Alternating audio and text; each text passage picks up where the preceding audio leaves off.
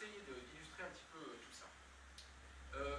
La fidélité, très concrètement, c'est la fidélité dans nos tournées rues. Nos tournées rues, comment elles se passent? On est deux. On fait toujours des tournées rues par deux. Parfois par trois quand on va dans le bois de Vincennes ou le bois de Boulogne parce qu'il y a un camion et qu'il y en a qui fait direct. Mais peu importe, on y va par deux. Toujours les mêmes, les deux mêmes. Toujours le même binôme, toujours le même jour de la semaine, à la même heure, sur le même trajet. Donc la fidélité, elle est, oui, c'est pas simplement une valeur. Alors je disais un petit peu, moi, en entendant dire valeur, c'est quelque chose de très concret.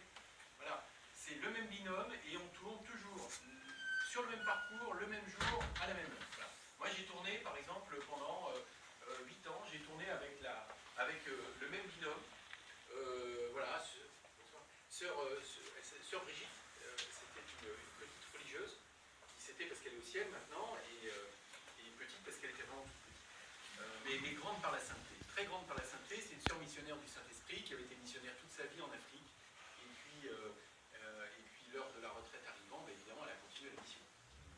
Et donc, elle s'est engagée au captif. Et puis, c'est une chance considérable de tourner avec elle. Et donc, pendant 8 ans, on a tourné ensemble, et ça toutes les semaines. Voilà.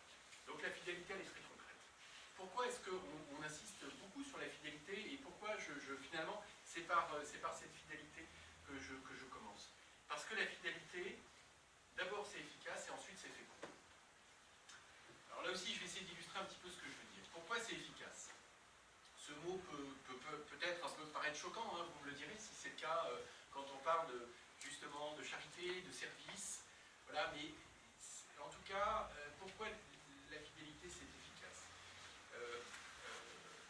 Parce que la fidélité, c'est qu'on s'inscrit dans le temps, et dans le temps long. Et qu'on a tous besoin dans nos vies de temps long. Et quand on est blessé, on a besoin de temps long. Et quand on est fragile, on a besoin de temps long, de choses qui durent, de gens qui durent, de gens qui tiennent. Encore plus, justement, quand on vit soi-même la fragilité, la vulnérabilité, quand on a des galères dans la vie, etc.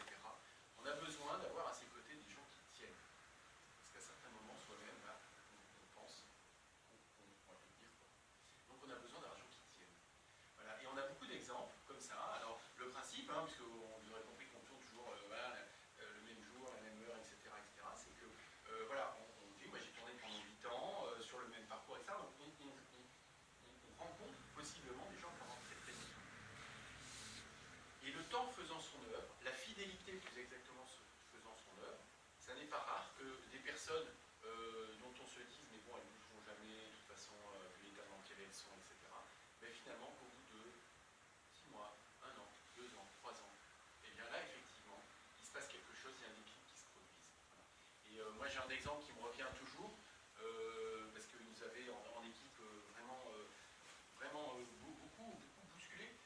C'était Marcel. Marcel, c'était vraiment la caricature de l'image que l'on a de la personne sans domicile fixe. Elle était donc sur un trottoir, pas très loin de Nation, à côté d'une bouche de métro. Et voilà, il était donné du volume, Marcel. Puis dans sa barbe, on pouvait voir à peu près le menu de tout ce qu'il avait mangé les 3-4 derniers jours. Voyez. Et puis, il avait organisé son chez lui, hein, donc il y avait un chariot d'un côté, un autre de l'autre, il y avait des sacs, il y avait une télé. Bon, alors une télé évidemment avec l'écran qui était cassé, hein, voilà, il n'y avait pas de prise derrière, mais il avait constitué tout son chez lui, quoi, voilà. Et les 3/4 du temps, en fait, quand on passait, le binôme Brigitte et moi, mais tous les autres binômes de l'équipe, hein, puisqu'on tourne tous à peu près sur le quartier, les 3/4 du temps, en fait, en gros, ils nous envoyaient bouler ou bien ils dormaient. Voilà. Et puis, très rares étaient les moments d'échange. Il y en avait, mais ils étaient rares. Et comme ça, pendant 6 mois, 1 an, 1 an et demi, 2 ans. Et puis alors régulièrement, réunion d'équipe, bon bah voilà, mais ça sert à rien de continuer à voir Marcel, mais qu'est-ce qu'on peut faire pour lui, de toute façon, je viens être avant qu'il est lié. Alors selon les humeurs, les états d'âme des uns des autres, c'était tel ou tel qui à certains moments était plus désespéré que l'autre, et puis voilà, le mois d'après, c'était voilà. Mais enfin, en gros, personne ne croyait de toute façon à ce que Marcel à un moment donné puisse se mettre en mouvement. Et puis en fait, une après-midi, en fait, on a vu arriver complètement titubant qui notre Marcel, à l'accueil justement de notre paroisse, parce que même s'il était un peu comme ça, à chaque fois on lui disait quand même quelque chose, bon voilà. Et on l'a vu arriver à l'accueil des captifs dans une paroisse. Et là, il nous a demandé quelque chose de très très fort, et pour les maraudeurs qui sont là, je pense que ça leur parlera.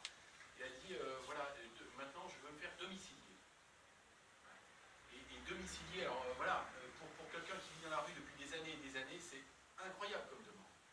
Hein, à la fois au premier degré, c'est recevoir du courrier, voilà, mais ça veut dire aussi je suis prêt à rentrer dans une démarche de peut-être être de nouveau en relation avec les services sociaux, avec ma famille, avec des amis, et puis symboliquement, ça veut dire voilà, je veux me remettre dans une dynamique de domicile, d'avoir quelque chose voilà, dans lequel que je puisse vraiment habiter. Et de fait, après, il a fait un chemin formidable. Il a fallu pour ça 2 ans et demi de tournée, où il se passait à peu près rien. Voilà. Et des exemples comme ça, vraiment captifs, on en a beaucoup.